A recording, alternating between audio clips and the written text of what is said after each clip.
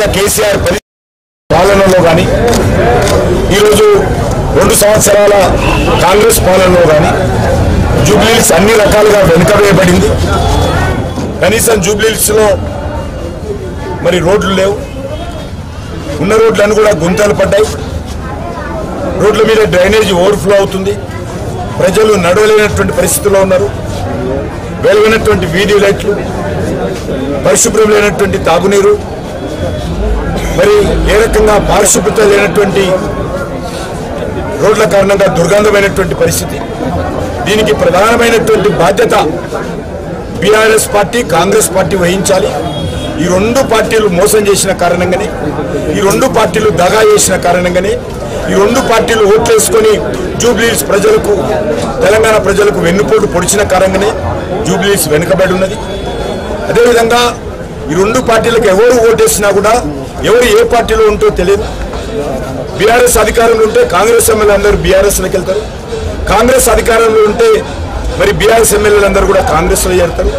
కాబట్టి ఏ పార్టీ 2 పార్టీలు గెలిచినా కూడా మరి ఇది మజ్లిస్ చేసినట్టే. ఈ 3 పార్టీలు కూడా కూడబలుక్కొని ఈరోజు బీజేపీని ఓడించడం కోసం కుట్ర చేస్తూ ఉన్నారు. ఖచ్చితంగా ఈరోజు ఓటు బ్యాంక్ రాజకీయాలకు, కుహాన లగ్గుకోవడానికి మజ్లిస్ పార్టీకి జీవుజులైనటువంటి రాజకీయాలకు చరమగీతం పాడాల్సినటువంటి అవసరం ఉంది. నిన్న మరి ముఖ్యమంత్రి గారు మాట్లాడుతూ చాలా దేశం గురించి మాట్లాడారు. పాకిస్తాన్లో పేలైనటువంటి బాంబులు జూబ్లీహిల్స్లో పేలుతాయని, ఇంత భారత సైనికులను, భారత సైనికుల పట్ల ఇంత అవమానకరంగా, ఇంత దిగజారుడు రాజకీయాలు, దిగజారుడు ప్రకటనలు, దిగజారుడు ఉపన్యాసాలు చేయడము ఒక ముఖ్యమంత్రి స్థాయి వ్యక్తికి మంచిది కాదు. పాకిస్తాన్లో భారతదేశంలో భారత సైనికులు పేలినటువంటి ఆపరేషన్ సింధూర్ బాంబులు పేలేలా లేదో ఒక్కసారి రేవంత్ రెడ్డి వెళ్ళి పాకిస్తాన్ ఎక్కడెక్కడైతే బాంబులు దాడి జరిగినో అక్కడ పాకిస్తాన్ ప్రధానమంత్రితో కలిసి పర్యవేక్షించాలని కోరుతాను. పాకిస్తాన్ స్వయంగా ఒప్పుకున్నది, అనేక దాడులు జరిగాయి. అమెరికా మాట్లాడుతూ ఉంది, సాక్ష్యాలతో సహా ఫోటోలు ముందు పెట్టాం. భారతదేశం ఉగ్రవాదానికి వ్యతిరేకంగా ఎట్టి పరిస్థితుల్లో ఏ దేశమైనా సహించదని ప్రధానమంత్రి గారు, దేశ ప్రజలందరూ పదే పదే చెప్తా ఉంటే పాకిస్తాన్లో పేలైనటువంటి బాంబులు మరి జూబ్లీహిల్స్లో పేలుతాయని చెప్పి ముఖ్యమంత్రి మాట్లాడము చాలా సిగ్గుచేటు. నేను మనవి చేస్తా ఉన్నాను, ఏదైతే కార్పొరేట్ బాంబు అని మాట్లాడావో మీ యొక్క మజ్లిస్ పార్టీ, కాంగ్రెస్ పార్టీ మరి ఏ రకంగానైతే అపవిత్రమైనటువంటి పొత్తుతో రాజకీయాలు చేస్తా ఉన్నారో మీ మీద మా యొక్క కార్పొరేట్ బాంబుల దాడి కొనసాగుతుంది.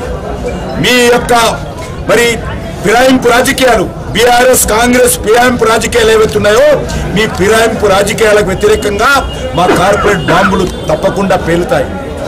అంతేకాదు మీరేదైతే అధికారంలో రాకముందు ఒక మాట, అధికారంలోకి వచ్చిన తర్వాత ఒక మాట ఇచ్చినటువంటి హామీలను గాలిలో వదిలేస్తున్న, ప్రజలకు వెన్నుపోటు పడుతున్న సందర్భంగా మా కార్పొరేట్ బాంబులు మీ మీద రాజకీయంగా పేలుతూనే ఉంటాయి. అంతేకాదు మీ 2 పార్టీలు అవినీతి పార్టీలు, మీ 2 పార్టీలు కుటుంబ పార్టీలు, మీ కుటుంబ పార్టీలకు వ్యతిరేకంగా, మీ అవినీతి పరిపాలనకు వ్యతిరేకంగా మా కార్పొరేట్ బాంబులు పేలుతూనే ఉంటాయి. రేవంత్ రెడ్డి గారు వెనకాడు వేసే సమస్య లేదు.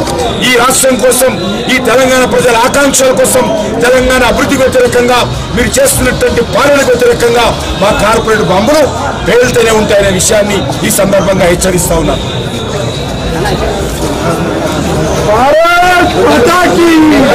భారతీయ జనతా పార్టీ కిషన్ రెడ్డి గారి మనతో పాటు కేంద్ర మంత్రి కిషన్ రెడ్డి గారు ఉన్నారు. జూబ్లీహిల్స్ ఉప ఎన్నిక ప్రచారంలో మాటలు తూటాలు పేలుతున్నట్టు వేళ సీఎం రేవంత్ రెడ్డి బీజేపీని టార్గెట్ చేస్తూ చేసినటువంటి